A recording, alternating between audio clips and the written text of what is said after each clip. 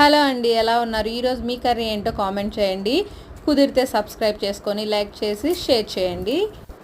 ఇంకా ఈరోజు మా కర్రీ అయితే బంగాళదుంప కర్రీ అయితే చేస్తున్నాను. సింపుల్గా అయిపోయే రెసిపీ చేస్తున్నా ఏంటా అనుకుంటున్నారా? టగటకా కర్రీ పొయ్యి మీద పెట్టేసుకొని తలకి హెన్నా అయితే పెట్టుకోవాలి. ఇంట్లో వాళ్ళ కోసమే కాదు, మన కోసం మనం కూడా బతకాలి కదండి. తలకి, ఫేస్కి రకరకాలు అప్పుడప్పుడు ఫేస్ ప్యాక్లని అవి ఇవి వేసుకోవాలి. ఎట్లాగో బ్యూటీ పార్లర్కి వెళ్ళాం కదా, ఇంట్లోనే అప్పుడప్పుడు ఈ విధంగా వేసుకోవడం వల్ల మొహం మీద ఉన్న ట్యాన్ పోయిద్ది, హెయిర్ కొంచెం గ్రోతింగ్ బాగుంటుంది. ఇంకా కర్రీలో మసాలా ఏం వేయట్లేదులే అని చెప్పేసి ఒక 5-6 టమాటాలు, దాంతోపాటు ఒక గెంట పెరుగైతే వేసేసి ఈ విధంగా టమాటాలు పెరుగుతోనే ఉడకబెట్టుకోవాలి. నీళ్ళైతే ఒక చుక్కే వేసాను, ఎక్కువ వేయకూడదు.